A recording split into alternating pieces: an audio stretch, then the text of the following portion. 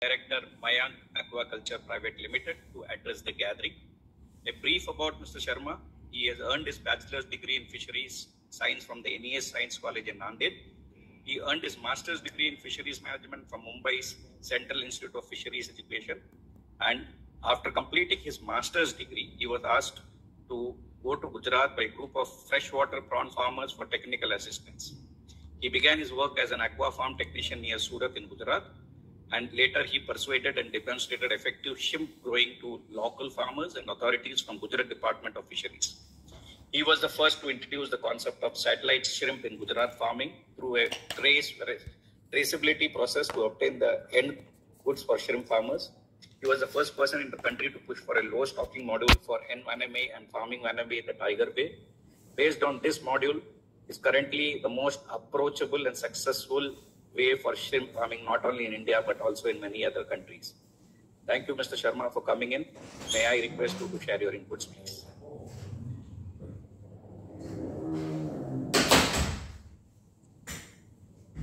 Wonderful opportunity to interact one-to-one with the Minister, sir.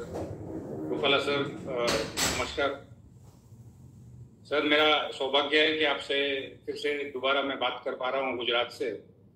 Ram Ram Ram Ram. मैं बहुत short में बोलूंगा सर, कि तो आपसे मिला था मैं गुजरात में, अपना दिल्ली में, तो मुझे पता है कि आपको एकदम प्रैक्टिकल और स्ट्रेट फॉरवर्ड पॉइंट्स डेवलपमेंट के ज़्यादा पसंद है. मैं लास्ट मंथ ही सर आपसे मिला था. सबसे पहले तो सर धन्यवाद भारत सरकार का और अपने honourable prime minister Modi ji का, कि जिन्होंने सबसे ज़्यादा एक्वाकल्चर के ऊपर ध्यान दिया, तवज्जो दी, और ये प्रधानमंत्री मत्स्य संपदा योजना 20,050 करोड़ की लॉन्च करी. सर, इसके जो सबसे इम्पोर्टेंट है 3 मोटिव है कि how to double the production, double the exports और फार्मर का इनकम. कई सारे फंडेज हैं जिसके सुधारना हम कर सकते हैं सर, लेकिन प्रैक्टिकली जो 28 साल से मैंने गुजरात में काम किया है और जो ग्रास रूट लेवल से जो मैंने हर चीज़ की जो मुसीबत देखी है सर, हमारे पास बहुत अच्छा एडमिनिस्ट्रेशन है, बहुत अच्छा गवर्नेंस है, और सबसे बड़ी बात है सर, चाहे वो मीठे पानी का सोर्स हो, ब्रैकिश वाटर का हो, या मरीन फिशरीज का सोर्स हो, हमारा इंडिया में रिसोर्सेज बहुत ज़्यादा है. कई सारे पॉइंट्स हैं सर जिसको आप ड्यू कोर्स में कई सारे एक्सपर्ट सजेशन करेंगे, लेकिन मैं जानता हूं कि सर आप बहुत ही प्रैक्टिकल अप्रोच है आपका, तो मैं सिर्फ 3 ही जो इम्पोर्टेंट पॉइंट है जो कि हमारे प्रधानमंत्री मत्स्य संपदा योजना की काया पलट कर सकते हैं, वो है सर कि हमारे पास, हम जो बात करते हैं कि हमारे पास लाखों हेक्टर, 3.5 मिलियन हेक्टर हमारे पास लेक्स और रिजर्वायर हैं, हमारे पास 1.2 million Hector brackish water land है, और हमारे पास 9 million Hector inland saline sectors है, और हमारे पास 2 लाख किलोमीटर की नदी है, नाले हैं, सब कुछ है सर. लेकिन सबसे बड़ी मुसीबत है सर कि इसको हमारे पास एक एंटरप्रेन्योर्स को या एक इंडस्ट्री के लोगों को या मछुआरों को या फिशरमैन देने को, इसकी हमारे पास एक यूनिफाइड भारत के अंदर कोई लैंड और ओपन वाटर लीज पॉलिसी नहीं है. सबसे बड़ा प्रॉब्लम क्या होता है सर कि अगर से हमारे पास बहुत अच्छा डिजाइन हो, बहुत अच्छा आर्किटेक्चर हो, पूरे रॉ मटेरियल्स हो, सीमेंट हो, रेती हो, लेकिन प्लॉट ही नहीं हो, तो आपको डेवलपमेंट नहीं कर सकते. तो प्रधानमंत्री मत्स्य संपदा योजना जो 20,050 करोड़ की योजना है सर, अगर से हमको डबल द प्रोडक्शन करना है, डबल द फार्मर इनकम करना है, तो सर हमको उनको ये रिसोर्सेज भी ओपन करने पड़ेंगे. मैं उदाहरण देता हूं कि बिकॉज आप गुजरात से, मैं गुजरात से हूं सर. गुजरात में brackish water land lease policy is one of the best in the country. मैंने फिशरीज सेक्रेटरी को भी अपने गुजरात की तरफ से पूरा वो रिपोर्ट दी है, जहां हमारे गुजरात में सिंगल विंडो पॉलिसी है कि कलेक्टर हैज द पावर, वो 5 हेक्टर किसी भी टेक्निकल बेनिफिशियरी को या जिसने 5 दिन की ट्रेनिंग ली हो फिशरीज डिपार्टमेंट से, हमारी गुजरात सरकार उसको लैंड अलॉटमेंट करती है. आप अगर से कंपेयर करेंगे सर, हम श्रिम्प फार्मिंग की बात करते हैं, श्रिम्प फार्मिंग में हम 40,000 करोड़ तक का डेवलपमेंट कर चुके हैं, लेकिन 40,000 करोड़ डेवलपमेंट के अंदर 70% आंध्रा से उत्पादन है. अब जब हमने इसकी शुरुआत गुजरात में करी थी 1994 से, सिर्फ 4 पॉइंट से सर, तब गुजरात 0 स्केल पे था, लेकिन आज मैं आपको गर्व से बोल सकता हूं कि Gujarat is the second largest state, और सबसे ज्यादा यूनिट प्रोडक्शन गुजरात में ही श्रिम्प का हो रहा है. लेकिन सबसे खास बात है मंत्री जी कि गुजरात के अंदर जितनी भी जगह जो किसानों को दी है वो सरकार ने दी है, जबकि आंध्र प्रदेश में आप देखोगे कि जो 70% जो डेवलपमेंट है श्रिम्प फार्मिंग का वो प्राइवेट लैंड्स में। तो हमारे देश के अंदर जो 62 या 64 मेरीटाइम डिस्ट्रिक्ट्स है और 9 मेरीटाइम स्टेट्स है सर, अगर से गुजरात के लेवल पे अगर से एक यूनिफाइड पॉलिसी अगर से भारत सरकार ने इसको दी है तो सर ये देश के अंदर मुझे नहीं लगता कि हम सिर्फ 8 लाख टन प्रोड्यूस करके विश्व में नंबर 1 श्रिम्प प्रोड्यूसर है, तो सर हो सकता है हम चाइना से भी आगे निकल। लेकिन इसके लिए सबसे जो सबसे बड़ी रुकावट है सर कि हमारे पास ओपन वाटर की लीज पॉलिसी और लैंड लीज पॉलिसी यूनिफाइड नहीं है। दूसरा सबसे इंपॉर्टेंट पॉइंट मैं आपको मंत्री जी को ये बताना चाहता हूं सर कि जिस तरह से अपना देश अपने आप में एक बहुत विभिन्न है, इतने बड़े राज्य है, इतने बड़ा विस्तार है, उसके अंदर सर अगर से स्टेट स्पेसिफिक जो पॉलिसी होती है, जैसे कि मैं आपको उदाहरण देना चाहता हूं कि आंध्र प्रदेश में जो उत्पादन होता है झींगा का और गुजरात में जो होता है मछली और झींगा का उत्पादन, इनमें दोनों में सर कोई समतोल नहीं है, बहुत बहुत डिफिकल्टीज है। आंध्र प्रदेश में जितनी भी 500 हैचरीज है 90% आंध्र प्रदेश में है सर। अगर से आप 1500 प्रोसेसिंग हाउस बोलोगे तो 1000-1200 आंध्र प्रदेश में है सर। फीड मिल अगर से बोलेंगे 35, तो पूरे 35 के 35 आंध्र प्रदेश में, गुजरात में एक है। तो ये जो कॉस्ट ऑफ प्रोडक्शन आता है, फिर से मैं बहुत धन्यवाद देना चाहता हूं अपने ऑनरेबल प्राइम मिनिस्टर का कि उन्होंने क्लस्टर अप्रोच की शुरुआत करी है एक्वाकल्चर के अंदर या हर इंडस्ट्री के अंदर।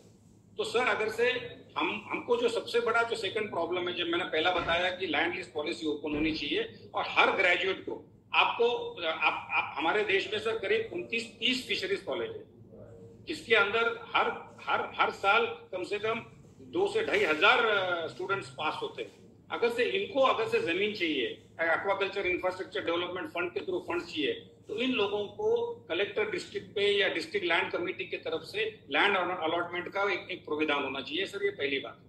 दूसरा सर कि जो इलेक्ट्रिक पावर है वो स्टेट स्पेसिफिक है सर।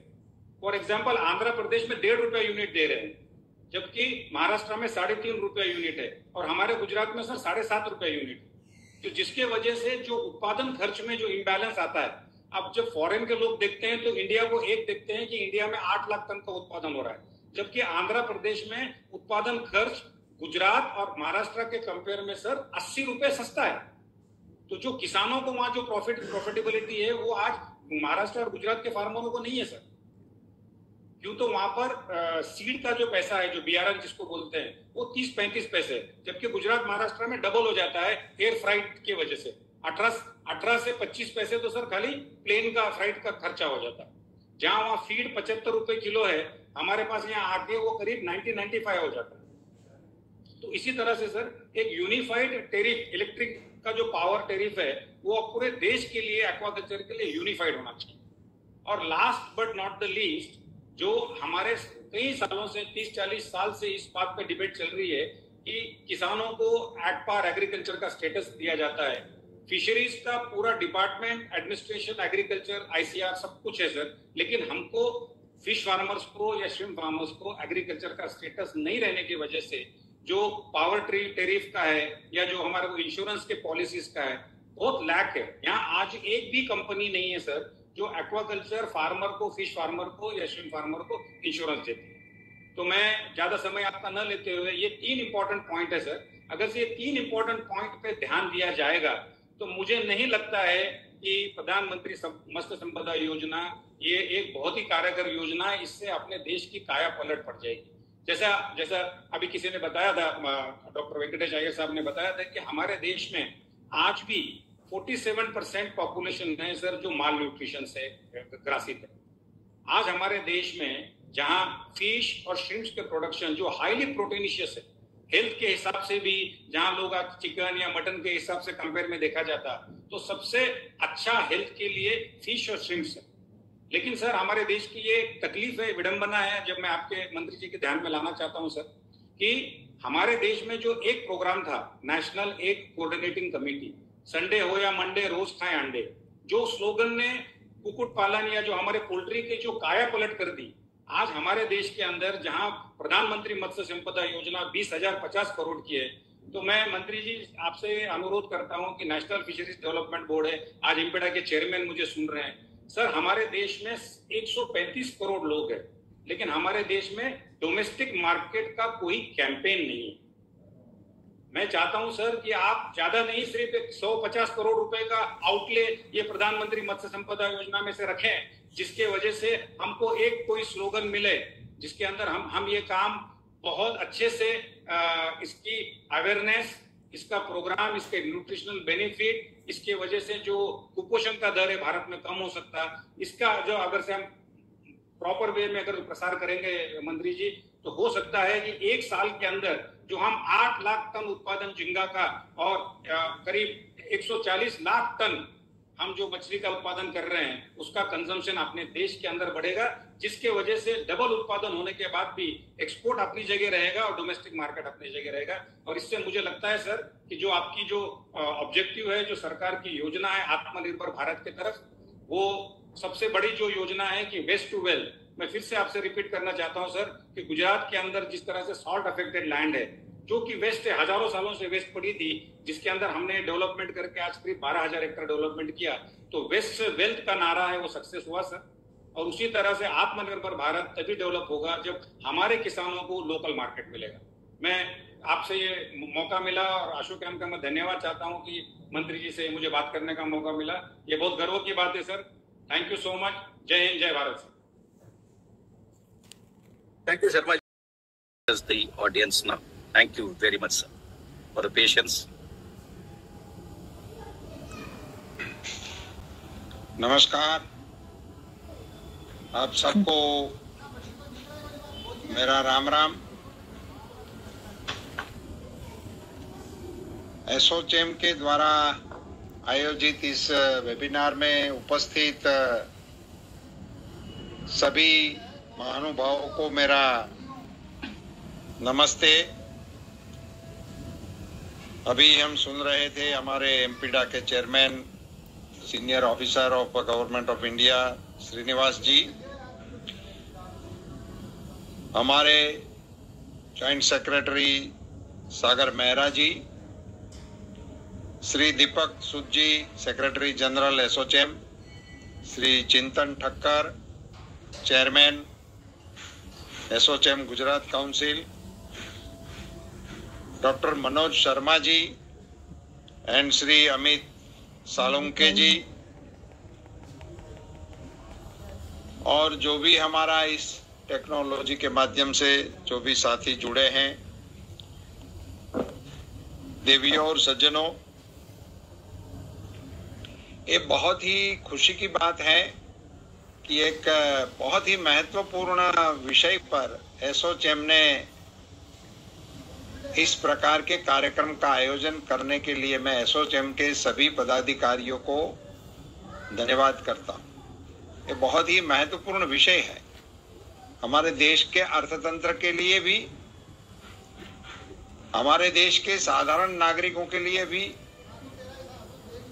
और देश के बहुत बड़ा तबका जो हमारा इस व्यवसाय के साथ जुड़ा है, उन सभी के लिए एक उपयुक्त बिंदुओं पे डिस्कशन करने के लिए आपने रचना करके स्टेक होल्डर्स को लेके आए। मैं मनोज भाई को सुन रहा था, उन्होंने बहुत ही वैलिड मुद्दे हमारे सामने रखे हैं। मैं गुजरात सरकार के साथ बैठकर इन इश्यूओं पे बात करने वाला हूँ। अगले सप्ताह में मेरा गुजरात जाने का जब भी दौरा बनता है, तब तक मैं इन पर वो कर लूंगा। इसकी आपकी एक बात ये बहुत सही है कि ये लैंड और वाटर रिसोर्स की पॉलिसी पे कुछ नीतिगत निर्णय लेने की आवश्यकता है। तो आपके मन में जो भी विषय है वो राइटिंग में मुझे मिल जाए, ऐसा मनोज जी आप करेंगे तो उसका निर्णय करने में हमें थोड़ी और भी सुगमता रहेगी। और ये सही बात है कि आपने जो इंश्योरेंस के बारे में कहा, और अभी हमारे एमपीडा के चेयरमैन श्री भी उस विषय को उठा रहे थे, और ये भी कहा गया कि एग्रीकल्चर के लेवल पे इसके इंश्योरेंस को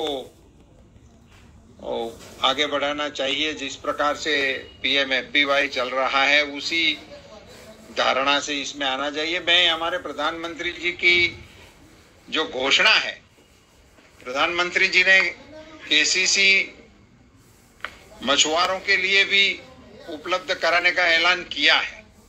सो उसके दिमाग में ये बात बहुत ही स्पष्ट है प्रधानमंत्री जी के मन में। हमारे संज्ञान में जो चीजें आई है उसमें 2-3 चीजें बहुत ही महत्वपूर्ण है। एक तो पोस्ट हार्वेस्टिंग इंफ्रास्ट्रक्चर में इन्वेस्टमेंट की आवश्यकता है और जरूरी है। तो प्रधानमंत्री हमारी जो PMMSY योजना जो है, मत्स्य संपदा योजना की जो स्कीम है, उसके तहत हम इसमें क्या कुछ कर सकते हैं, और जो हमारा इंफ्रास्ट्रक्चर फंड है उसी के आधार पर इसमें क्या योजनाएं हम एंटरप्रेन्योर्स के माध्यम से, PPP मोड के माध्यम से या राज्य सरकारों के सहयोग के माध्यम से कर सकते हैं, उसी पर हम जरूर बल देना चाहेंगे। तो पोस्ट हार्वेस्टिंग लॉसेस इंश्योरेंस की बातें जो आपके द्वारा उठाई गई हैं, वो लैंड एंड रिसोर्सेज के यूजेस के बारे में पॉलिसीज का नहीं होना, एक देश में एक सही ढंग से उसका इस्तेमाल किस प्रकार से किया जा सकता है, और एक बहुत अच्छा और नया मुद्दा जो उठाया गया है वो डोमेस्टिक मार्केट को बढ़ाने का। ये बात बहुत ही उपयुक्त है और उसी के लिए बजटरी प्रोविजन के बारे में और कैंपेन के बारे में भी हम जरूर विचार विमर्श करके उसी में उसको नया आयाम देने का हम जरूर प्रयास करेंगे। मैं एसोचैम के पदाधिकारियों को आश्वासन देना चाहता हूं कि मेरे विभाग के अधिकारियों और हम सब मिलकर प्रधानमंत्री जी के दिशा निर्देश में, ये सेक्टर ऐसा है जिस सेक्टर के माध्यम से हम एक्सपोर्ट भी बढ़ा सकते हैं। इस सेक्टर के माध्यम से हम पोषण क्षम हमारी खाद्य सुरक्षा जो है उसको भी बढ़ा सकते हैं। हमारे न्यूट्रिएशन में जो कमियां हैं उसकी परिपूर्ति करने में भी ये सेक्टर बहुत ही योगदान दे सकता है, और इसमें यंग एंटरप्रेन्योर्स को काम देने की बहुत बड़ी संभावनाएं हैं। इस मंच के माध्यम से इन यंग एंटरप्रेन्योर्स को, इनोवेशंस को, टेक्नोलॉजिकल इंटरवेंशंस को और पॉलिसी में सुधार को, सभी में साथ को लेकर इस क्षेत्र के माध्यम से हम प्रधानमंत्री जी के दिशा निर्देश में देश को और भी आगे ले जाने में निमित्त बनने का संकल्प रख रहे हैं। और मछुआरे समाज जो है हमारा, जो कोस्टल बेल्ट पे रहकर हमारे देश की एक प्रकार से सुरक्षा कवच भी है, और उसी को भी मजबूत बनाने में और उसके लाइवलीहुड में सुधार करने में हम सब मिलके काम करेंगे तो जरूर कामयाब रहेंगे। मत्स्य संपदा योजना की योजनाओं के बारे में सागर जी ने विस्तार से बताया है, तो मैं एक एक योजना का लेकर आप सभी का समय उसमें लेने का नहीं चाह रहा हूं, मगर आज के इस कॉन्क्लेव में से निकले मुद्दों को मैं एसोचैम के पदाधिकारियों को विनती करता हूं कि सारे का संकलन करके हमारे संज्ञान में लाने का कष्ट करें। पुनश्च आप सबसे मिलने का बहुत ही अच्छा अवसर देने के लिए मैं आप सबका आभारी हूं। बहुत बहुत धन्यवाद।